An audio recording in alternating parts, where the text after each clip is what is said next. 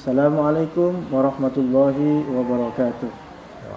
Bismillahirrahmanirrahim. Alhamdulillahirabbil alamin. Wassalatu wassalamu ala asyrafil anbiya'i wal mursalin sayyidina Muhammadin wa ala alihi wa sahbihi ajma'in. Amma ba'du. Para pemirsa yang berbahagia dimanapun Anda berada, kembali lagi bersama kami dalam program Tanya Kiai. Sebagaimana yang telah kami janjikan pada episode sebelumnya, kami akan membahas dan mengupas secara tuntas tentang masalah kurban. Telah hadir bersama kami Kiai Haji Hirzul Arifin Nur. Assalamualaikum Kiai. Waalaikumsalam warahmatullahi wabarakatuh. Seperti episode sebelumnya Kiai, bahwa kita membahas tentang ibadah sebelum hari raya, yaitu puasa. Dan kali ini karena besok sudah hari raya Idul Adha, sebagaimana yang aktivitas para orang-orang muslim mempersiapkan bagi yang mampu menyiapkan diri untuk berkurban. Nah, sebenarnya apakah ada latar belakang atau sejarah sebelumnya kurban ini disyariatkan sejak kapan dan faedahnya itu apa? Monggo penjelasannya. Ya, terima kasih.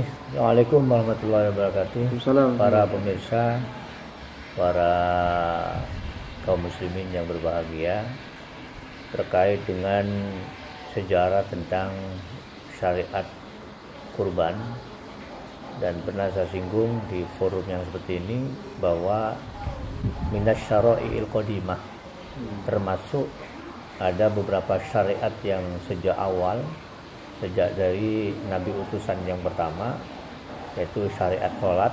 Perintah sholat sudah mulai dari Nabi Adam sampai ila yaumil qiyamah. 2 syariat pernikahan, 3 syariat kurban ila yaumil qiyamah. Sampai yang lebih populer itu zaman Nabi Ibrahim, sampai beliau berkurban kambing 1000 ekor, sapi 300 ekor, unta 100 ekor. Kemudian sampai turun ke Nabi Muhammad, syariat ini tetap berlangsung ila yaumil qiyamah. Dan tentang, sebelum saya menjelaskan tentang hikmah dan faedah, hukum dari kurban di kalangan para ulama ini ada beragam pendapat. Di antaranya pendapat Imam Syafi'i bahwa nyembelih kurban ini adalah sunnat muakkadah, sunnat yang sangat dianjurkan. Kalau menurut Imam Maliki fardu ain, mampu tidak mampu harus diupayakan sepanjang hidup orang itu hendaklah berkurban. Tapi kalau menurut Imam Hanafi, wajib bagi orang yang mampu, tidak wajib bagi orang yang tidak mampu. Nah, ini tentang hukum kurban. Kemudian hikmah dan faedah di balik kurban. Hikmah yang di dunia adalah untuk berbagi rezeki dari Allah. Selain mensyukuri nikmat, orang itu diberi kemampuan untuk berkurban agar berbagi kebahagiaan, berbagi rezeki. Karena kata Nabi bahwa hari raya ini adalah yaumus surur, hari kebahagiaan. Agar merata kebahagiaan, termasuk di kalangan kaum du'afa, orang fakir miskin, anak-anak yatim, para janda, ini agar juga ikut bahagia, maka disyariatkan kurban. Sehingga setiap orang Islam yang punya kemampuan, maka sesuai dengan pendapat yang tadi itu, hendaklah menyembelih kurban. Imam Syafi'i mengatakan sunat karena berdasarkan hadis Nabi riwayat Imam Tirmidzi, umirtu bin nahri wa huwa sunnatun lakum. Aku diperintah agar menyembelih hewan kurban, dan ini sunat bagi Anda sekalian. Kalau bagi Nabi wajib. Ada 3 perkara sunat untuk umat, tapi bagi Nabi wajib. Di antaranya adalah menyembelih kurban. Yang kedua sholat witir. Yang ketiga sholat duha. Nabi Muhammad wajib. Untuk umatnya adalah sunat. Kemudian hadis Nabi riwayat Imam Daraqutni yang isinya sama walaupun berbeda lafaz, kutiba alayyan nahru wa laisa biwajibin alaikum. diwajibkan bagiku menyembelih hewan kurban dan tidak wajib bagi kamu sekalian. Nah, berarti ini yang dibuat dasar oleh Imam Syafi'i bahwa nyembelih hewan kurban itu adalah sunnat muakkadah. Kemudian hikmah kelak di akhirat bahwa kurban ini merupakan hewan tunggangan. Sesuai dengan hadisnya, azimu dhahayakum fa innaha matayakum ala sirati yaumal qiyamah. Hendaklah kamu baguskan kurbanmu, kurban yang gemuk, yang cantik, yang indah, karena itu sebagai tungganganmu kelak ketika melintas di atas jembatan Shiratal Mustaqim. Ya. Jadi di dunia ada faedah, di akhirat juga ada faedah. Ya.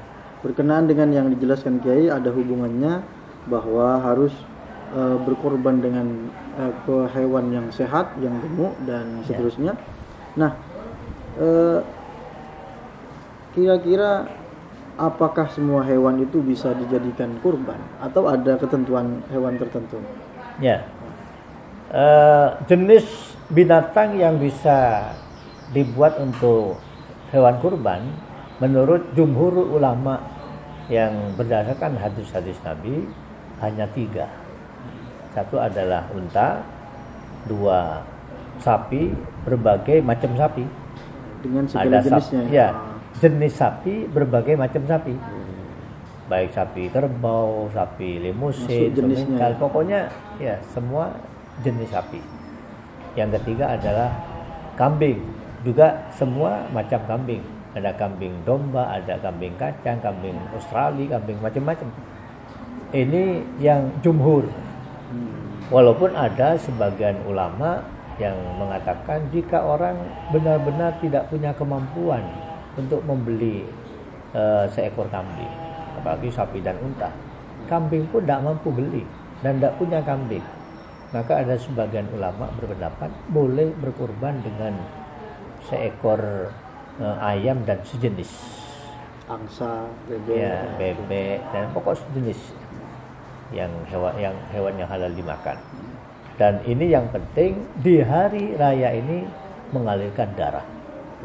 Nah, ada sebuah hadis yang artinya amal yang paling dicintai Allah adalah amal mengalirkan darah, yaitu menyembelih hewan kurban. Sampai pendapat Imam Ibnu Abbas boleh berkurban dengan ayam dan sejenis. Tapi itu ada konsekuensi nanti, artinya kan hewan kurban ini harus ditasarrufkan atau diberikan kepada, apakah sama kelompoknya atau golongan seperti zakat atau ada perbedaan? Nah, kurban dengan zakat itu berbeda. Kalau pembagian hewan kurban ini, pertama, bagi orang yang berkurban asalkan bukan kurban nazar, yang menurut versi Imam Syafi'i sunat muakkadah, maka bagi yang berkurban menurut qaul jadidnya Imam Syafi'i, maksimal yang berkurban boleh mengambil dagingnya sepertiga. Maksimal. Kalau qaul qadimnya berpendapat separuh untuk yang berkurban, separuh untuk keluar. Nah, kemudian baik yang qaul qadim maupun qaul jadid, tapi yang arjah adalah qaul jadid, maksimal sepertiga. Berarti 2/3-nya keluar. Nah, 2/3 itu dibagi 3 kelompok. Sepertiga diberikan pada orang-orang fakir, sepertiga diberikan kepada orang-orang kaya, sepertiga ditunggu barangkali ada yang tidak kebagian, nanti akan meminta. Jadi ini yang kurban sunnah, Kiai. Ya, yang kurban kalau sunnah. Yang nadar. Kalau yang kurban nadar, maka sedikit pun bagi yang berkurban haram mengambil dagingnya. Tidak boleh. Ya, sama dengan nadar katanya menentukan atau ketika ditanya orang seperti apa? Ya, termasuk ada orang ketika di tengah jalan ditanya, mau dibawa kemana kambingnya? Ini mau saya kurban. Ini fungsinya sama dengan nadar. Sapi misalkan, dari mana Pak? Ini beli sapi untuk kurban. Nah, ini menurut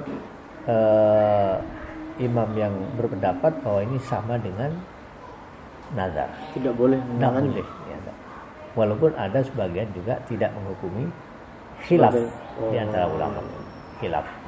Enggak, karena konsekuensinya. Cuma yang lebih dicondong oleh Imam Al-Azru'i dalam kitab Bughyatul Mustarsyidin memilih yang menyamakan ke nazar. Yang diucapkan kepada orang bahwa itu adalah hewan kurban, maka fungsinya sama dengan nazar. Dalam segi haramnya untuk makan daging. Ya. Nggak, maksud saya kan sebagian orang awam kadang tidak mengerti apakah itu tidak jadi pertimbangan, tetap jadi nazar atau ikut pendapat yang menganggapnya tidak nadar. Iya, ya itu sudah berlaku di kalangan masyarakat, ya tergantung mereka juga. Cuma para kiai sudah menyampaikan, dan saya sendiri secara pribadi sering di acara-acara apapun ikut pada kecondongan Imam Al-Azru'i dalam kitab tadi itu memilih yang disamakan dengan nazar. Nah, kemudian di kalangan masyarakat itu ada kiai yang beranggapan bahwa jika orang pada saat hari raya Idul Adha itu nanti kadang dibersamakan dengan akikah. Nah, itu boleh apa enggak ya? Sekalian berakikah, sekalian kurban. Atau ada seekor kambing dengan diniatkan untuk kurban dan akikah. Ini ada dua pendapat. Ada dua pendapat. Ada mengatakan boleh dengan niat ganda, niat akikah dan kurban, dan itu mendapat pahala semua sesuai dengan niatnya. Oh iya. Oh, itu enak ya. Iya.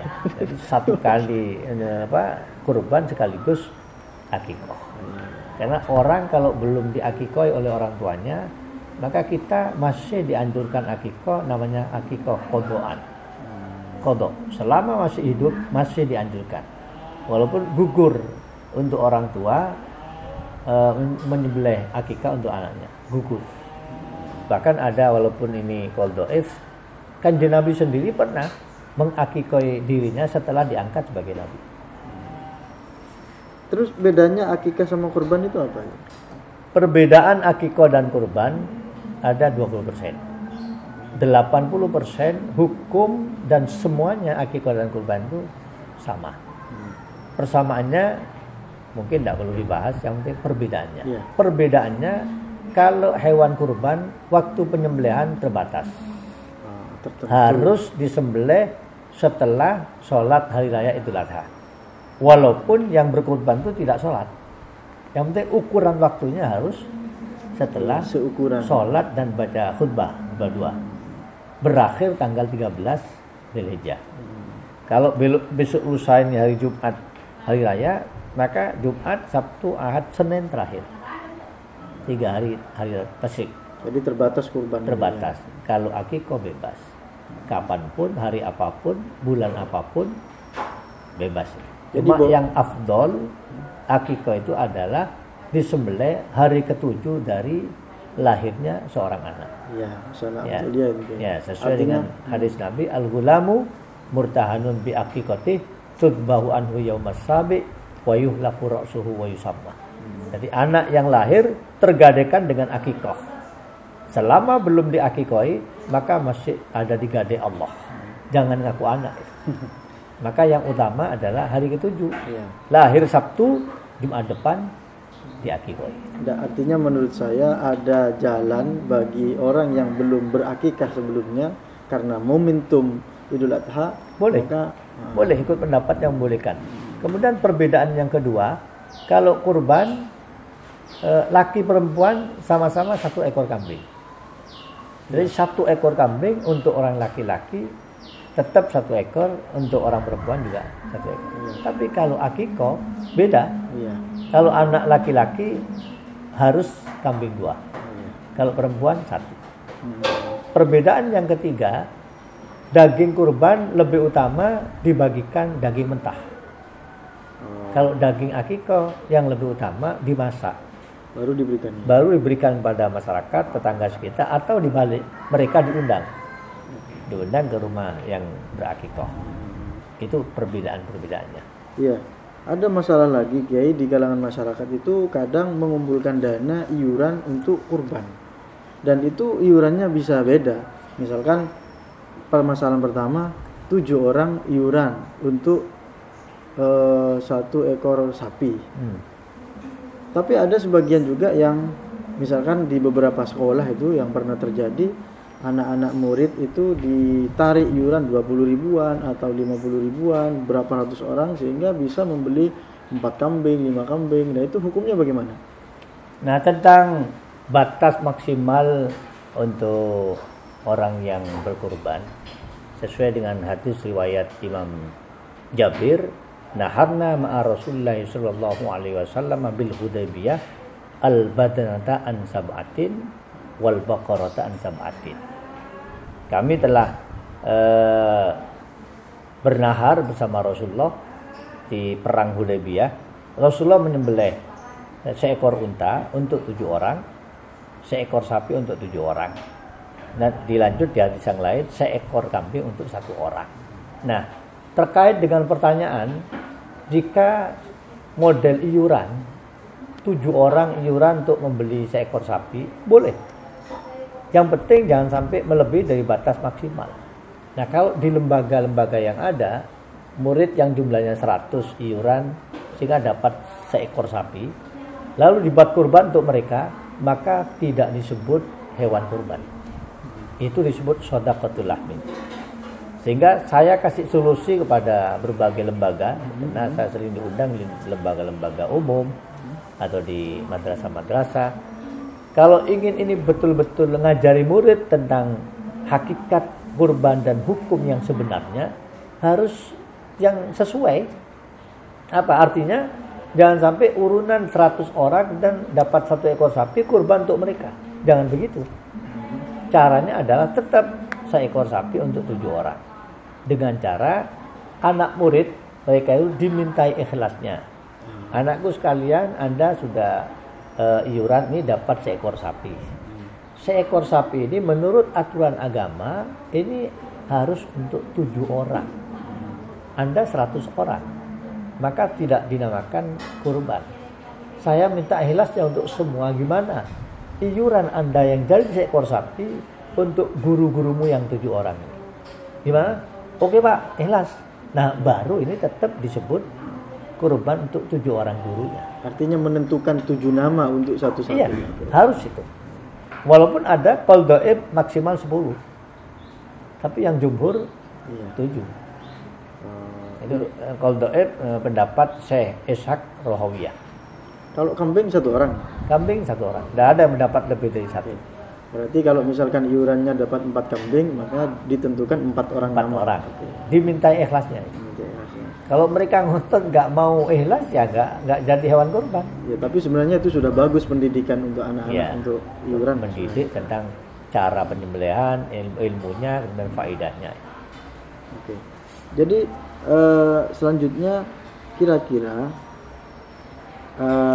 ada beberapa syarat tertentu seperti yang Kiai sampaikan tadi, bahwa hewan kurban adalah menjadi tunggangan di akhirat kelak, harus tidak atau harus selamat dari aib dan cacat.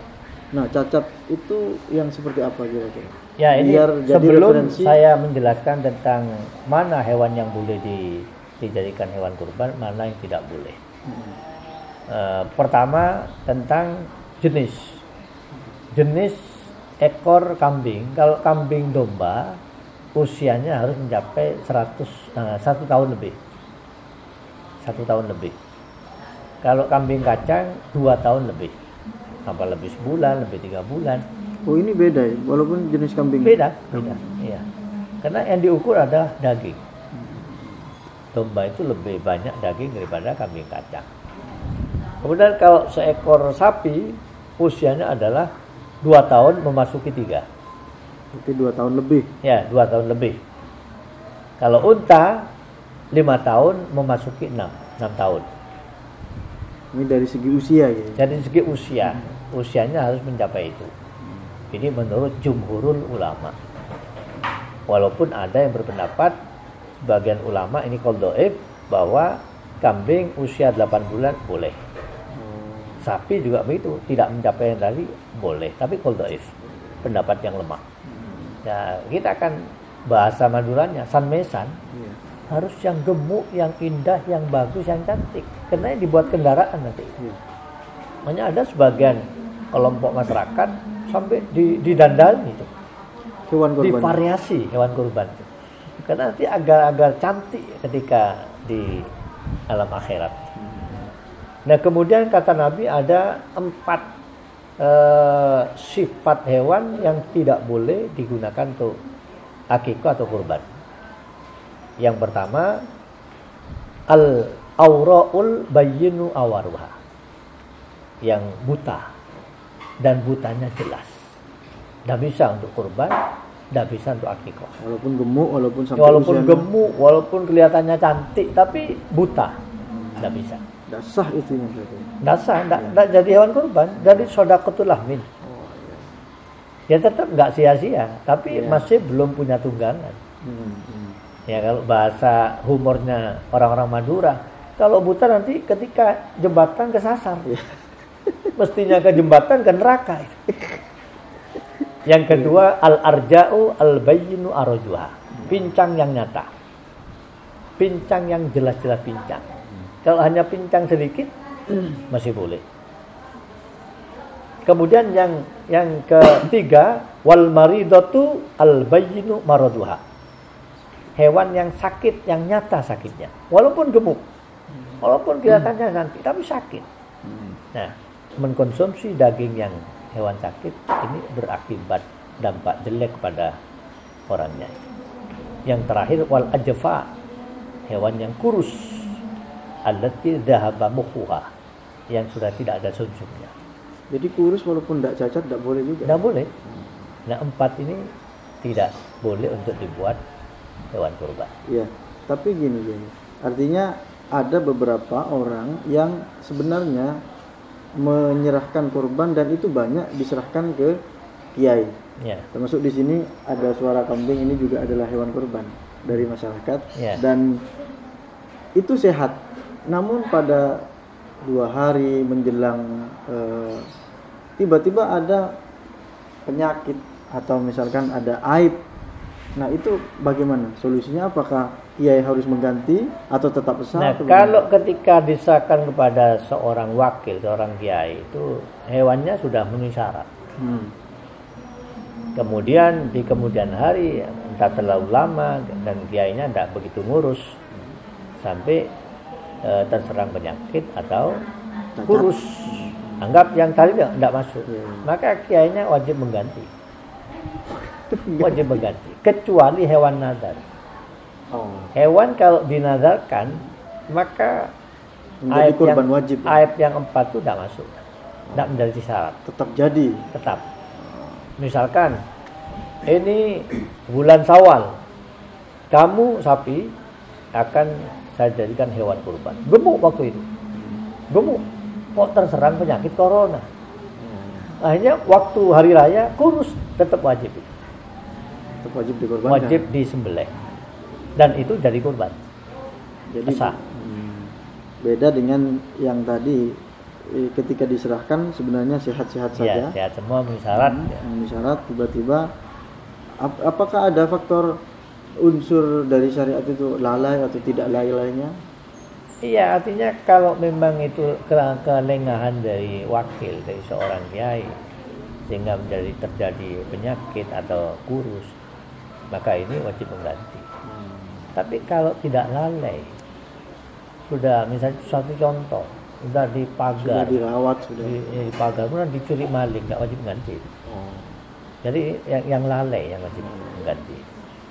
Ya, waktu penyembelihan ini kiai kan hanya 4 hari. Apakah ada yang berpendapat boleh di luar, misalkan terlalu banyak kurbannya? Ya, terlalu banyak hewan yang diserahkan pada seorang kiai itu. Ada pendapat kaul yang sangat dhaif sampai sebulan penuh. Akhir Dzulhijjah. Tidak ada pendapat di luar Dzulhijjah. Bulannya tetap bulan. Itu pun sangat dhaif ya. Sangat dhaif. Sebisa mungkin jadi selama kita masih mampu jangan ikut pendapat yang itu. Iya. Jadi ini kan Jumat, besok sudah Lebaran, tanggal 11, Sabtu, Ahad, Senin. Nah, Senin ini apakah masih bagi yang terbiasa berpuasa Senin Kemis itu masih boleh kan? Tidak boleh. Ada 5 hari dalam setahun dengan alasan apapun haram untuk melakukan puasa. Udah boleh. Tidak boleh. Selain daksa, dosa. Daksa, dosa. Berarti mutlak tidak boleh. Tidak boleh itu. Itu hadisnya sahih.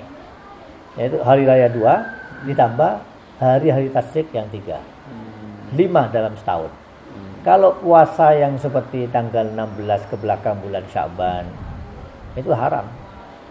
Masih ada kecuali disambung dari depan baru tidak haram. Atau hari Syak nggak boleh puasa kecuali menjadi kebiasaan. Kebetulan hari Syak hari Senin rutin setiap Senin Kamis puasa. Tapi kalau yang 5 ini alasan nadar, alasan apapun, qadha tetap nggak boleh. Nggak boleh. Jadi begitu pemirsa, kira-kira penjelasan dari Kiai sudah sangat jelas sekali dan luas. Sebelum diakhiri barangkali ada pesan-pesan Kiai untuk masyarakat mungkin. Ya, terima kasih para kaum muslimin, muslimat yang berbahagia. Insyaallah kita besok lusa sudah melakukan ibadah tahunan yang berupa penyembelihan hewan kurban. Oleh karena itu yang saya tekankan anjuran dari sahabat Abdullah bin Abbas ketika Nabi Ibrahim ada perintah Allah untuk menyembelih putranya yang bernama Ismail, dan ini berangkat dari nazar, maka mereka berdua siap. Tapi karena Allah sayang pada mereka berdua, akhirnya ketika penyembelihan yang kedua kalinya, yang pertama gagal karena nggak masuk, kedua kalinya maka Allah menyuruh malaikat Jibril agar kurbannya Habil putra Adam di surga itu disuruh gantikan penggantinya Ismail. Nah, akhirnya Ismail tidak menjadi hewan kurban, tidak menjadi orang yang dikurbankan. Akhirnya sahabat Abdullah bin Abbas menyerukan, wahai kaum muslimin umat Nabi Muhammad, masa Anda merasa eman untuk menyembelih kurban yang berupa binatang kambing, sapi atau onta ketimbang syariat menyuruh untuk kurban putranya. Nah, inilah kesan yang patut kita buat pedoman bersama. Yang paling pokok, usahakan di hari raya mengalirkan darah.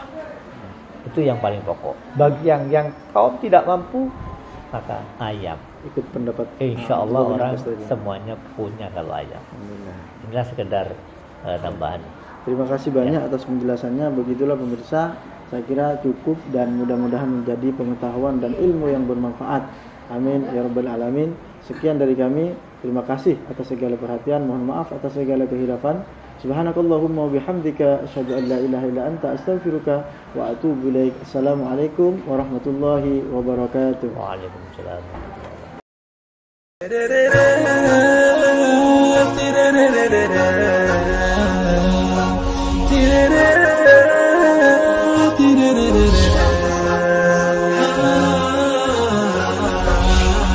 Jangan lupa like and subscribe video kami.